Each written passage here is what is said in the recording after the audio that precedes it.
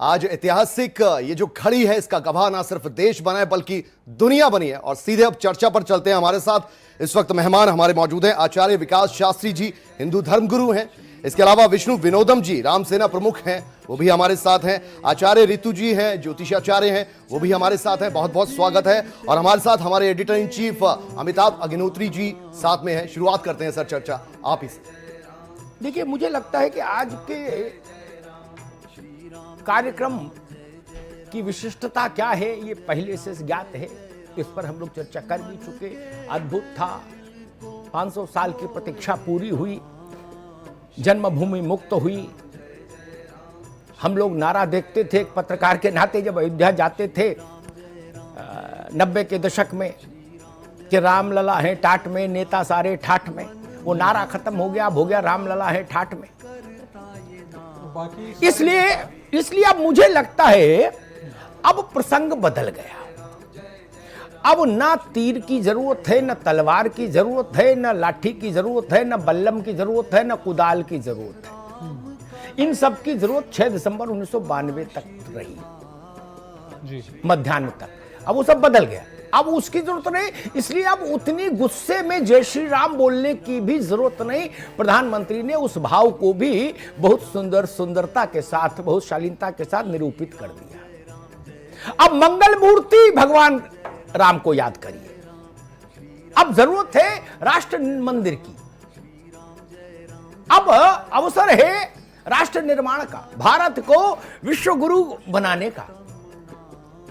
तो उसमें गुस्से का कोई काम नहीं, आक्रोश का कोई काम नहीं। अब भक्त वत्सल भगवान की पूजा हो, कृपा निधान की पूजा हो, करुणावतारम संसार सारम, उसकी पूजा होगी। अब धनुष का काम पूरा हो गया। अब प्रत्यंचा चढ़ाने की और फरसा लेके, आपने देखा होगा 90 के दशक में कुछ चित्र पूरे विश्व में प्रसिद्ध हुए थे। कोई फरसा लिए है, कोई गड़ासा लिए है, और कैसे कैसे सब सिर पर पट्टा बांध के वो सब दृश्य आए थे। मैं उसके मेरिट डिमेरिट में आज नहीं जाऊंगा। वो आना चाहिए था, नहीं आना चाहिए, तो उस वक्त का आक्रोश था। इसलिए अब रघुकुल नायक है भगवान, भक्त वत्सल है, प्रजा वत्सल है।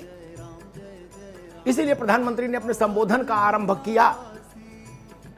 संघ परिवार जिस नारे को लगभग आधी शताब्दी लगाता रहा, और वो भी आक्रोश के साथ जय श्री राम, वो अवसर नहीं था आज। प्रधानमंत्री समझते हैं उस चीज को, इसीलिए उन्होंने कहा सियावर रामचंद्र की जय। ये सनातन उद्घोष है।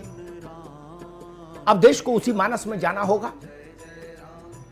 एक बड़ा लक्ष्य सध गया, बड़ा लक्ष्य पूर्ण हुआ, एक अध्याय समाप्त हुआ। रामलला का स्थूल मंदिर वास्तुशिल्पी बनाएंगे। विश्व भर के राम भक्त उसके लिए आर्थिक संसाधन मुहैया करा रहे हैं। यह चैप्टर भी बंद हुआ। अब वहां किसी के जाके कोई ईटा पत्थर ढूंढने की स्थिति तो है नहीं कि देश भर से जाए, बोले क्यों जा रहे हैं, बोले अभी ईटा पत्थर ढूंढने, ऐसे तो कोई स्थिति नहीं।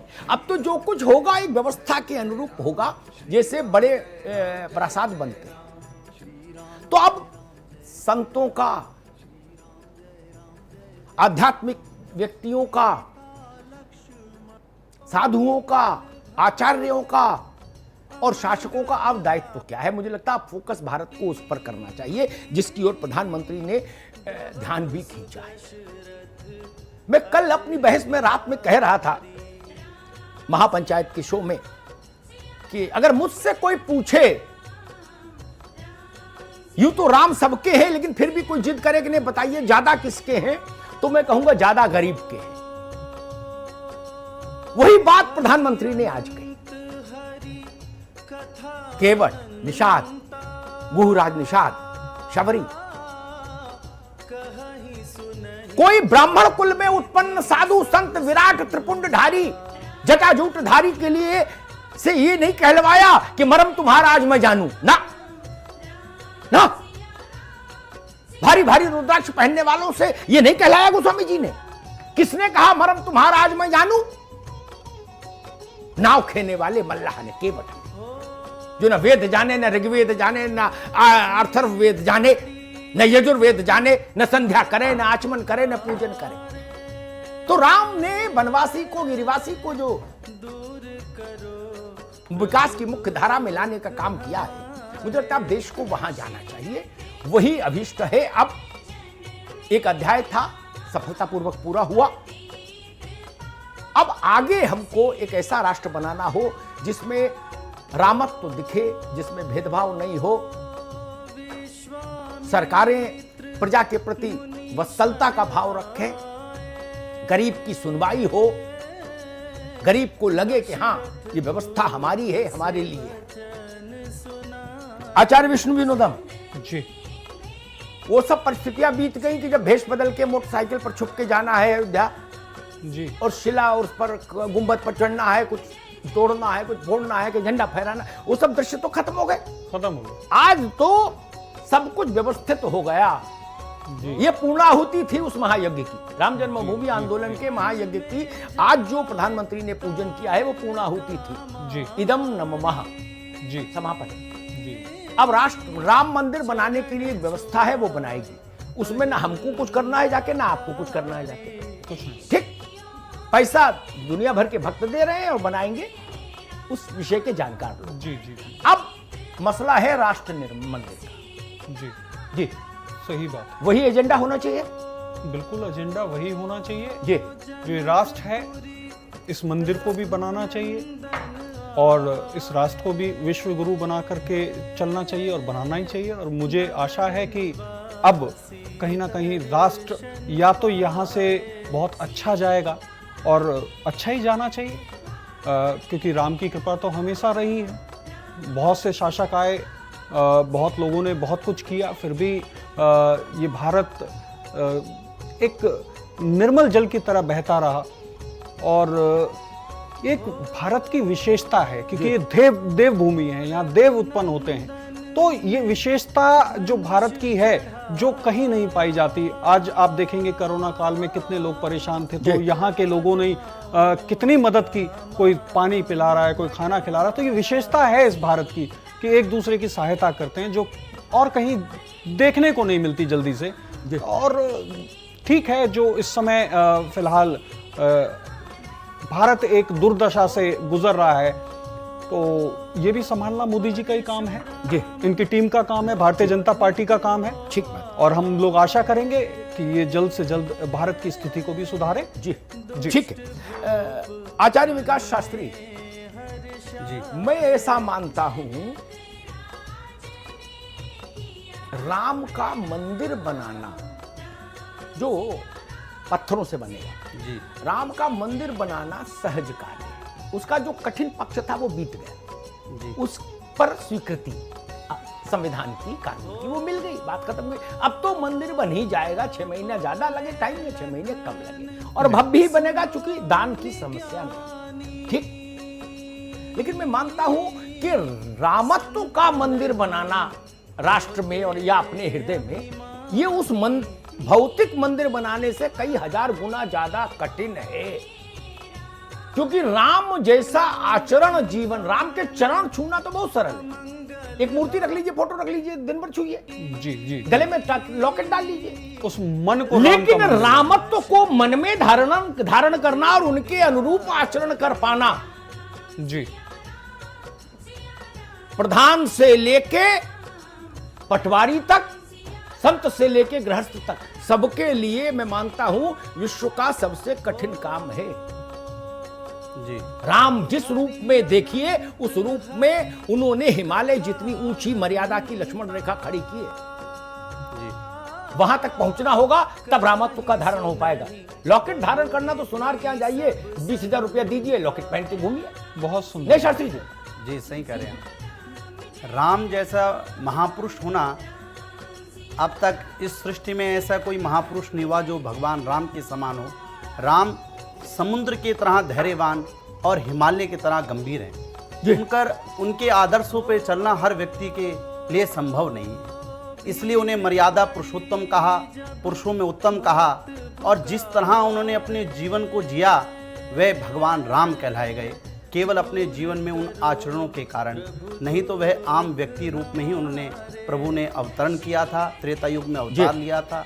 और जहाँ तक रामत्व की बात है, राम को धारण करने की बात है, भारत के तो रोम रोम में, कण कण कंकण में और हर नदी में, हर जगह में भगवान राम आप थोड़ा विराज। गलत भटके। मैं उस तरह की बात की बहस का पर बहुत रुचि नहीं रखता। वो विषय मेरा ही नहीं कि राम कण कण में, रोम रोम में व्याप्त है ना। इस तथ्य को मैं तब मानूं, ये मंत्र, ये वैसे ही मंत्र है कि भाई ठीक है, जैसे पंडित जी ने कथा की बात कहते हैं, हाथ उठाओ, बोले अधर्म की जय हो, नाश हो, धर्म की जय हो। कोई न पंडित जी धर्म का नाश कर रहे, न यजमान। असल लड़ाई तो अब शुरू होगी। मेरी बात को समझिए जी, मैं क्या पूछ रहा था। मैं सिर्फ इतनी बात पूछ रहा था, नारा लगाना सरल है, मंत्र का उच्चारण करना सरल है, चाहे संस्कृत में, चाहे हिंदी में, चाहे अवधी में। रामायण पढ़ना सरल है, मन में राम को रामायण को गुन्ना धारण करना मैंने, आप शायद समझे नहीं, मैंने धारण करने को बहुत विशिष्ट संदर्भों में इस्तेमाल किया। राम को धारण करेंगे तो रावण जैसे शत्रु के पास भी अपने छोटे भाई को भेजने का और ये कहने का कि इसके पास जो गुण है उनको लीजिए, जो सद्गुण है, जो सद्विचार है उनको ग्रहण करिए, उतना बड़ा मन होना चाहिए। बिल्कुल। प्रधानी छोड़ने को आदमी तैयार नहीं, और आप कह रहे हो कि राम तो रोम रोम में है भारत में जी। 6 महीने की बिटिया दुष्कर्म का शिकार हो जा रही भारत में, और आप कह रहे हो ये नाराबाजी नहीं। हजारों साल से हम नारेबाजी देख रहे, इससे क्या हासिल हुआ? आचार्य ऋतु, मैं तो एक बात जानता हूं, इस देश में एक भी वृद्धाश्रम नहीं रहे बिल्कुल, तो मैं मानूंगा रामत्व है देश में, अन्यथा मैं नहीं मान सकता। मंदिर हो सकते हैं भगवान के, जिस राम ने पिता के वचन के पालन के लिए 14 वर्ष का वनवास सहर्ष स्वीकार कर लिया, उस राम के देश में वृद्धाश्रम बन रहे हैं जहां बुढ़े माता पिता मर रहे हैं। जी। बिल्कुल ठीक कह रहे और हैं। वो लोग सबसे ज्यादा कंठी माला धारण कर रहे हैं, वो सबसे जोर जोर से मंत्र पढ़ रहे हैं कि राम रामेति रमा रमे। सही। जिनके अम्मा बाप वहां रो रहे हैं। आश्रम में रो रहे हैं, सही बात है। राम रितु को जी, धारण करना अगर सब कठिन है, राम में हो गए तो वो लोग कौन है? वो लोग कौन है? 3 साल की, 6 महीने की, साल भर की बिटिया के साथ दुष्कर्म करने वाले लोग कहां हैं? ये तो रामत्व तो नहीं है। बहुत कठिन है। और भगवान राम ने जो मर्यादा की एक लक्ष्मण रेखा खींच दी है, देखिए अमिताभ जी, मैं यही कहना, यही फर्क है राम और कृष्ण में। अगर हम राम के चरित्र को देखते हैं तो हम उनका अनुकरण कर सकते हैं, उनके पीछे चल सकते हैं, लेकिन क्योंकि वो 12 कला युक्त रहे श्री राम, और कृष्ण का हम हाथ पकड़ के चल सकते हैं। मैं यही एक फर्क देखती हूँ, 16 कला से युक्त रहे भगवान कृष्ण। राम की मर्यादा को छूना असंभव है। रामत्व हम अपने मन में धारण तभी कर सकते हैं जब हम उनके चरित्र को गुने और उसको अपने मन में धारण करें। कहते हैं रमन्ति इति रामा। और राम ने जो हर क्षेत्र में, हर रूप में, हर समय में मर्यादा का पालन किया है, एक पुत्र के रूप में, पति के रूप में, राजा के रूप में, उस मर्यादा को आज तक कोई भी लांघ नहीं सका और उस तक पहुंचना बड़ा मुश्किल काम है। तो रामत्व हमारे हृदय में है, जैसा कि आचार्य जी ने कहा, ये बात सही है। प्रेम के रूप में, राम ही केवल प्रेम प्यारा, ये हम सब जानते हैं। तो प्रेम से हम राम को धारण कर सकते हैं, लेकिन राम के पद चिन्हों पे चलने के लिए हमें बहुत प्रयास की जरूरत पड़ेगी। और जी पहले तो हमको लग रहा भारत को ये समझने की बहुत जरूरत थी, क्योंकि भारत का जो आध्यात्मिक नेतृत्व का वर्ग रहा जी, उसने भी कुछ भटकाव दे दिया। बहुत असल भटकाव भटकाव दिया, तो कुछ उसी ने दिया। बहुत लोगों ने भटकाव। दिया। धर्म। उन लोगों ने क्या कहा, धर्म और अध्यात्म का फर्क नहीं बता उन पाए ये लोगों ने लोग। क्या कहा जी। कि 16 सोमवार रह लीजिए, महादेव में हो गए। नहीं, धर्म को बहुत दूर कर दिया। हमने हमारे मानस में, हमारे धार्मिक नेतृत्व ने पिछले 100 वर्षों में, 150 वर्षों में, उससे पहले तो ऐसी स्थिति नहीं थी, 100 वर्षों का मान लीजिए इतिहास, उन्होंने देवताओं की, भगवान की भूमिका सिर्फ उनके चरणों तक सीमित कर दी कि भाई इनके चरण छूते रहो, फोटो में चाहे मंदिर में, क्या, और बाकी आपको आजादी, चाहे जिसे मारो, चाहे जिसे काटो, चाहे लूट करो, चाहे जहाँ डंडी मारो, चाहे जहाँ घटतौली करो, बिल्कुल, चाहे नकली दवा बनाओ, चाहे नकली मसाले बनाओ और मौज लो, बस कथा सत्यनारायण कराते रहो, और रामनवमी पे बूंदी बंटवा दो मोहल्ले। क्या? बहुत सुंदर, बिल्कुल बहुत सही बात है। इसी से शायद ज्यादा संकट पैदा हुआ, क्योंकि हमने माना कि हमारे सारे पाप खत्म हो गए, हमने 1 कुंटल बूंदी बंटवाई बढ़िया। जी रामनवमी पर। अब हम और राम जी उतने ही निकट हो गए जैसे हम किसी एमएलए के निकट हो जाते हैं उसके यहाँ चंदा देके। विकास शास्त्री जी, क्या ये समझ है हमारी कि हम परमात्मा के भी वैसे ही प्रिय हो जाएंगे जैसे विधायक और सांसद के होते हैं? 5 लाख रुपया चुनाव में दे आए, बोले विधायक जी अपने हो गए। अग्निहोत्री जी, ऐसा है जैसे पूर्व काल में भी आप बता रहे हैं, जब राम थे तो रावण भी थे, और जैसे कि आज की परिस्थितियां चल रही हैं, जिस तरह आपने पूर्व अभी हमें ज्ञान कराया उसका कि भाई वृद्धाश्रम बन रहे हैं, बच्चों के साथ इस तरह के कार्य हो रहे हैं, मलिन कार्य हो रहे हैं जो होने नहीं चाहिए। ये आज से नहीं, पूर्व काल में भी होता आ रहा है, जिसलिए राम का अवतरण हुआ। कलयुग में भी राम भगवान फिर अवतरण लेंगे, वे किसी न किसी मानव रूप में आएंगे, उनके विचार रूप में आएंगे। और इस चैनल के माध्यम से आप ये मैं बताना चाहूँगा कि आज जैसे राम मंदिर का निर्माण हो रहा है, आप सभी दर्शकगण ये करें कि अपने मन में राम के आचरणों को अपनाएं। यही राम मंदिर और राष्ट्र निर्माण के लिए अच्छा रहेगा। ठीक बात है। विष्णु विनोद जी, मुश्किल मालूम क्या है जो मुझे लगता है, हम चरण से आचरण की यात्रा ही नहीं सीखे, जी चित्र से चरित्र तक गए ही नहीं। जी और पंडितों ने भी कहा कि इतने बहुत है, बाकी खेलो खाओ मौज लो, जी चित्र तक रहो, चरित्र में मत जागो। चरित्र तो कठिन काम है। जी कबीर ने कहा ना कि कबीरा ये घर प्रेम का, रामत्व का, कबीरा ये घर प्रेम का, खाला का घर नाही, शीश उतारे हाथ धरी सो बैठे घर माई, सिर काटे हाथ पर रखे तो अंदर जाए। इसका अर्थ क्या है? अपने अहम को अपने से विलग करिए, जी ईगो को, तो परमात्मा के यहां पहुंचिए। बिल्कुल सही। न पंडितों ने बताया, न पुरोहितों ने बताया, न संतों ने बताया। बिल्कुल। बोले महाराज मर्डर हो गया हमसे, बोले कुछ नहीं, 101 कन्याओं को भोजन करा, गंगा नहाओ। गंगा नहा लो, एक बच्चिया हमको दे जाओ, बिल्कुल एक गाय हमको दे जाओ, गलत व्याख्या जी, की गई। और बड़े आदमी तो सोने की गाय दे जाओ, बिल्कुल बाकी भगवान राम सब अच्छा करे। इससे देश नहीं इससे बने। नहीं बना। बिल्कुल और ये तर्क भी मुझे मंजूर नहीं जो हमारे मित्र विकास शास्त्री जी ने कहा कि कोई अवतार लेगा, कोई सफेद घोड़े पर आएगा, धनुष बाण गदा शंख चक्र पद्म हाथ में लिए और कहेगा आ जाओ बच्चों मेरे पीछे मैं ना गंगा पार कराता हूं। नहीं, जी अपने ही आत्मबल से, अपने ही पुरुषार्थ से मुक्ति होगी। देखिए हमारे यहाँ तो हम जब तक ये सोचते रहेंगे कि हम कुछ नहीं करेंगे, जी, जी। एक मुक्तिदाता आएगा, वो हम सबको बैठाल कर चाहे कितने भी पाप करे वेतन नहीं पार करा देगा। ऐसा क्यों सोचते हैं हम लोग? हम अपने मुक्तिदाता खुद क्यों नहीं बनते? राम ने रास्ता दिखा तो दिया। जी जी जी और राम भी बताते हैं इस बात को। जैसे स्वाहा कहा जाता है तो स्वाहा ये घी तेल लकड़ियों का स्वाहा नहीं होता जी, स्वत हनन इति स्वाहा, यानी स्वयं का हनन, अपने आप को खत्म करके ही, अपने आप को स्वाहा करके ही उस परमात्मा तक पाया जा सकता है। यहाँ आप स्वाहा के जो दूसरे मायने बताए जाते हैं, जो पंडितों द्वारा भी बताए जाते हैं, वो कहीं ना कहीं जिस दिशा की आप बात कर रहे हैं उसी दिशा की ओर ले जाने वाला ही, और कहीं ना कहीं ये धर्म ही है जिसने, हम लोग कहते हैं कि धर्म नहीं सिखाता आपस में बैर करना, लेकिन आप इसका अब पूरा साइकोलॉजी खोलेंगे तो धर्म ही सिखाता है आपस में बैर करना। तोड़ने का काम धर्म का ही होता है। जी जी जी आज का जो धर्म है, कबीर ने उसी बात को और खूबसूरती से कहा। जी दो पंक्तियों में अपनी एक साखी में बाबा कबीर कहे सब बता गए जी नाना पुराण निगमागम सम्मत जैसा कि जब मैं था तब हरि नहीं, जब और अब हरी है, हरि है मैं नहीं। एक ही रह हम मैं छोड़ने को तैयार हैं क्या?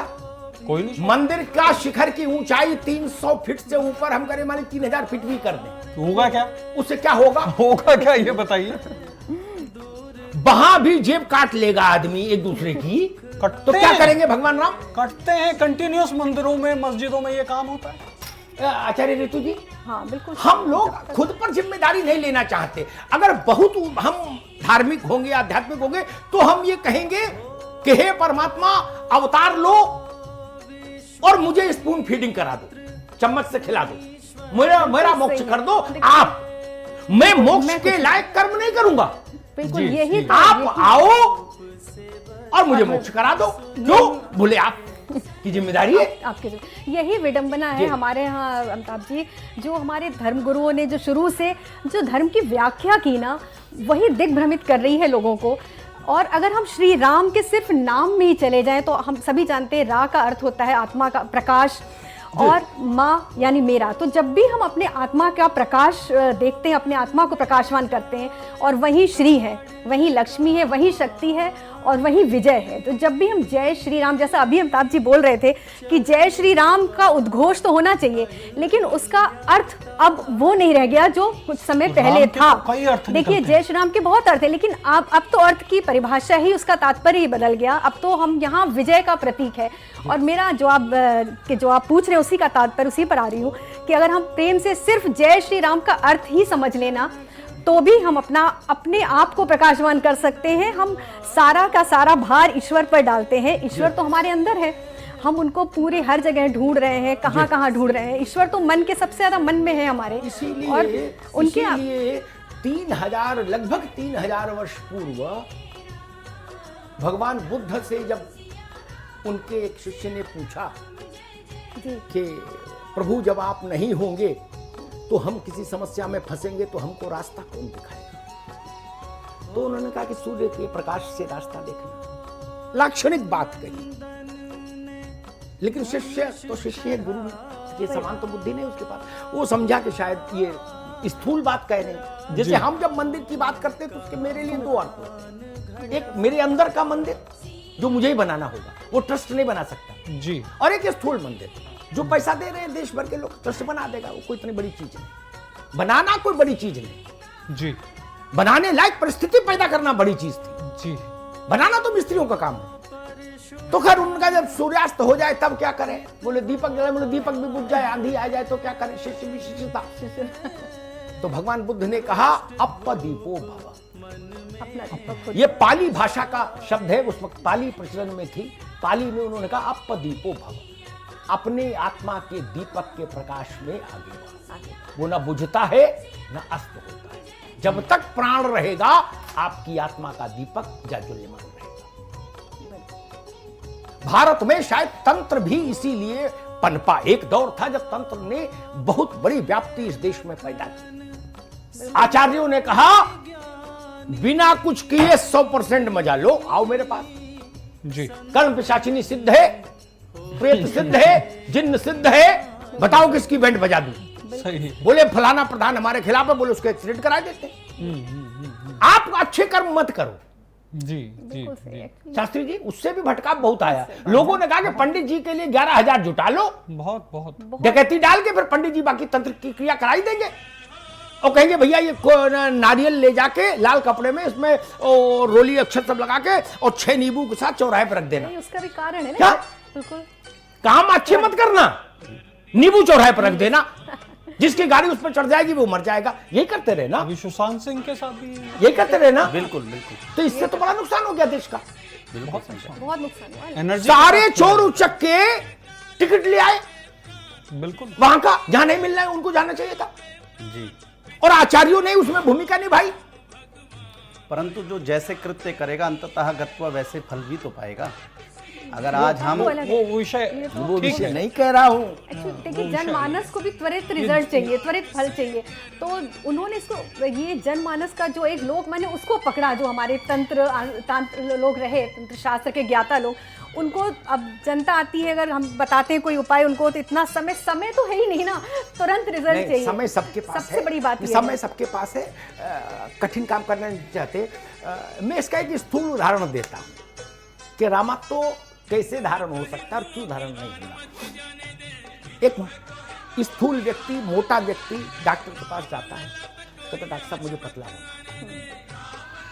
वो कहते भाई भागो दौड़ो, शारीरिक परिश्रम करो, श्रम करो, कम खाओ, कैलोरीज कम लो, है पौष्टिक चीजें खाओ, मांस बढ़ाने वाली चीजें मत खाओ।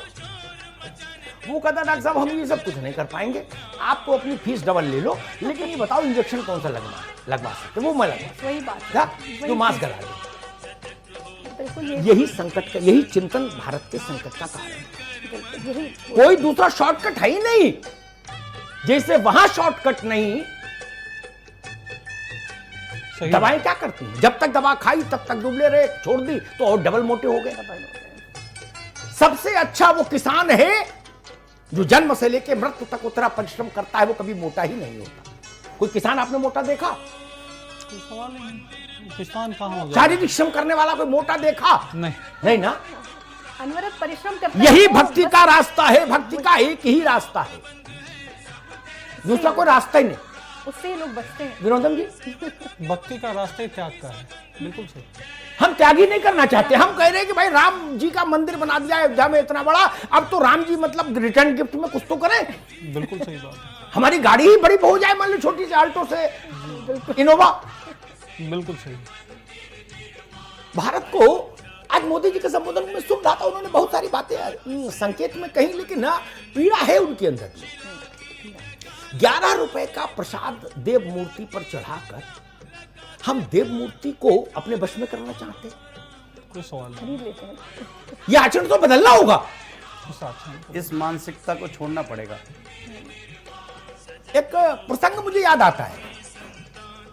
एक संत थे, उनके यहां एक शिष्य गया, बोला बड़ा संकट है महाराज, धंधा भी नहीं चल रहा है, तमाम जो जागतिक संकट होते हैं।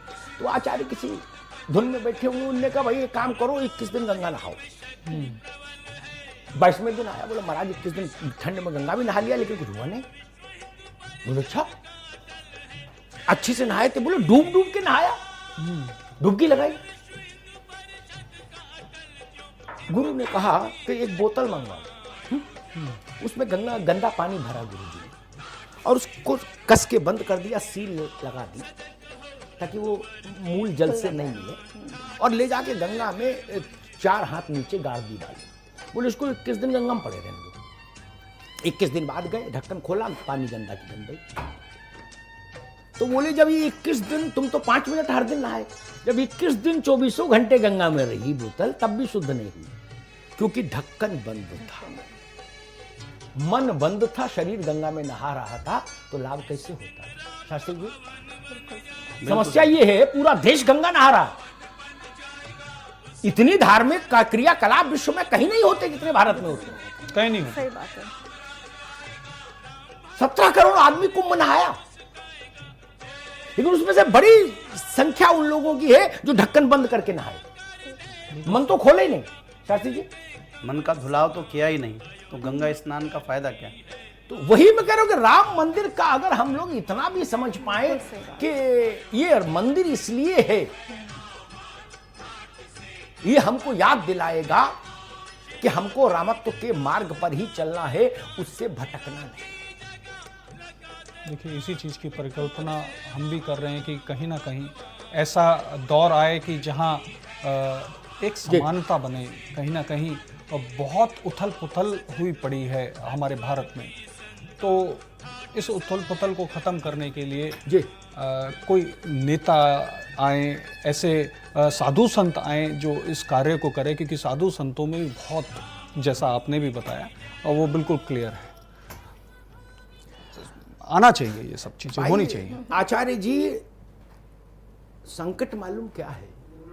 जी, संकट ये है, मैं तो शास्त्र तो बहुत नहीं पढ़ पाया, उतना समय नहीं मुझे कभी जीवन में मिला पत्रकारिता के चलते, लेकिन देश भर की तमाम आध्यात्मिक विभूतियों का सत्संग मुझे मिला।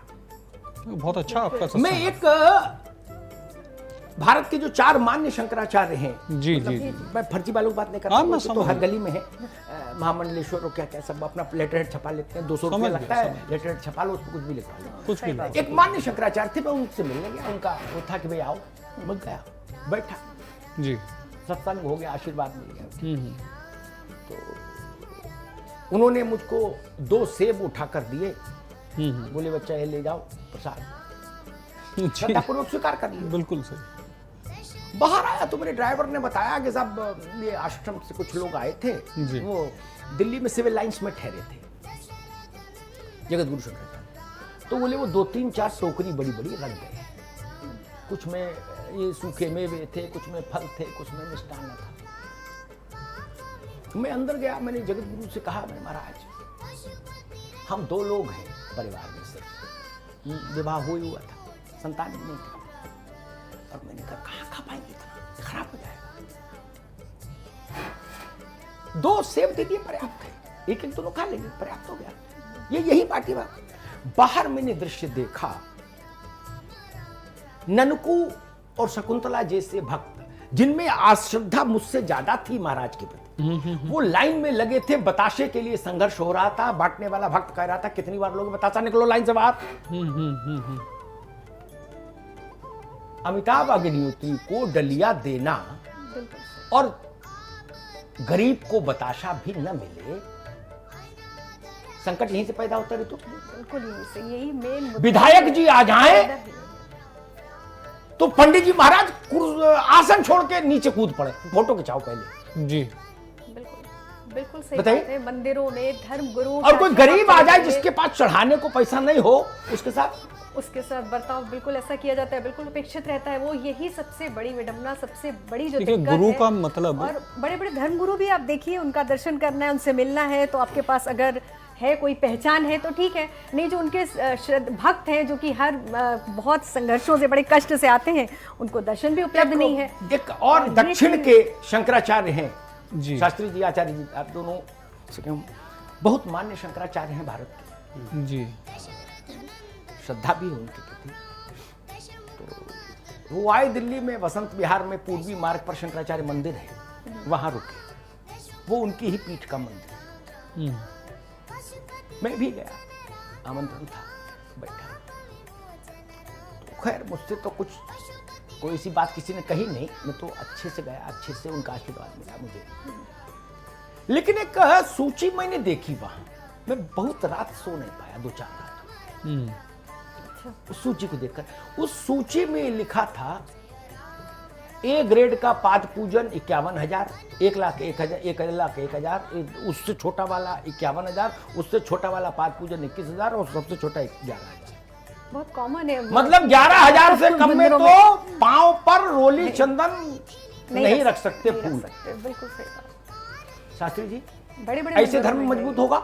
आदि गुरु शंकराचार्य ने जो मठों की स्थापना बताइए। करी थी, बड़े बड़े मंदिरों और में जो शंकराचार्यों की स्थापना करी थी, वो केवल पूजन और मठों का पूजन कराने के लिए नहीं करी थी जी।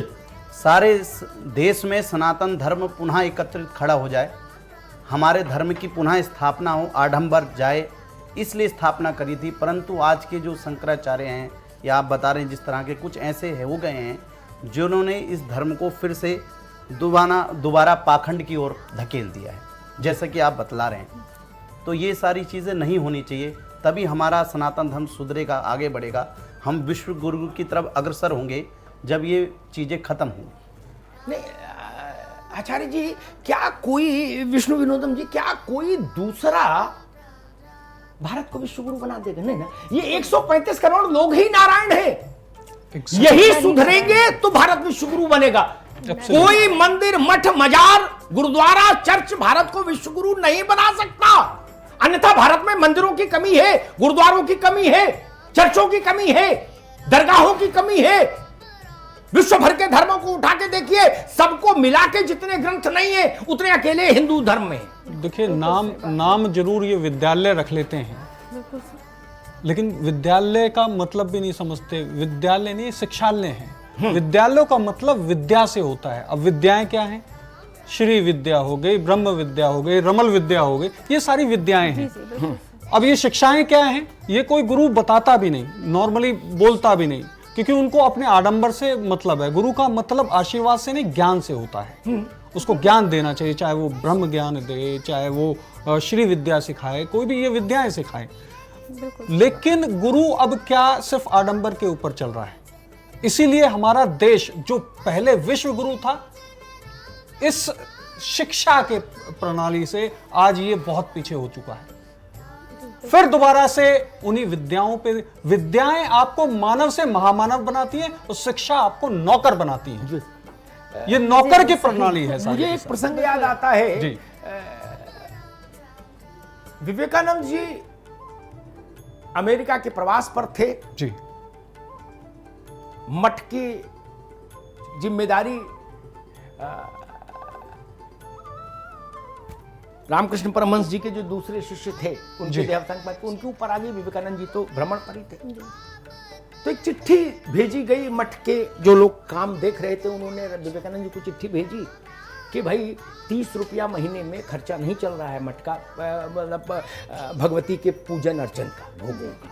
हालांकि सस्ते का जमाना था, 100 साल पहले की बात। जी जी। विवेकानंद ने उस पत्र का जो उत्तर दिया है, वो उत्तर आजकल के ट्रेडिशनल धर्माचार्यों को नहीं पचेगा। वो कहेंगे ये तो मतलब बिल्कुल दुकानी बंद कराने पे आमादा आदमी थी। उन्होंने कहा 30 रुपया तो बहुत है, इतने की जरूरत क्या भगवती को, ये 15 कर दो, 15 में करो जितना होना है, और 15 रुपया गरीबों की मदद में लगा। बिल्कुल यही लिखा। विवेकानंद ने कहा जो गरीब है वही नारायण। जी। गांधी ने राम राज्य की बात पहली बार की राजनीतिक और सामाजिक जीवन में, भारत के 125 साल के 100 साल के कालखंड। जी। वहीं से फिर सारे राजनेता राम राज्य का स्मरण करने लगे। गांधी ने उसमें कहीं पाठ पूजन हवन जब तक का बात नहीं की, कभी नहीं कहीं किया। उन्होंने कहा आपका आचरण राम के योग्य हो जाएगा, राम जैसा हो जाएगा तो राम राज्य अपने आप आ जाएगा, उसको कहीं से पकड़ के नहीं लाना है, कहीं से पकड़ के नहीं लाया, पेमेंट पे भी नहीं मिलेगा किसी मंदिर में भी नहीं मिलेगा ना, वो टेंट वाले का सामान नहीं है कि टप्पू ले आएंगे। बिल्कुल, सिर्फ मन- ऋतु जी, बिल्कुल से बात क्या है। कहीं मन से को- राम राज्य खींच के लाया जा सकता खरीद के? बिल्कुल सवाल नहीं, नहीं। कोई बिल्कुल नहीं। राम राज्य के और लिए यही सबको तो बदलना होगा, बदलना एक एक होगा, व्यक्ति को अपने बदलना मन को बदलना है। और सबसे बड़ी बात, आप धर्म की जो बात कर रहे हो, देखिए हमारा देश विभिन्न धर्म प्रधान है, और मुझे लगता है दिक्कत ही यहीं से है, हम सिर्फ सारे धर्मों की एक स्वीकृति बना लें। आप एक छोटी सी बात देखिए, आज एकदम से जेहन में आ रही है कि इस्लाम धर्म जैसे हम कहते हैं 1400 साल पुराना है, लेकिन आज तक मैंने इतिहास में ये नहीं देखा कि कभी भी किसी सनातनी के द्वारा या कभी पैगंबर मोहम्मद के अस्तित्व पे प्रश्न चिन्ह लगाया गया हो।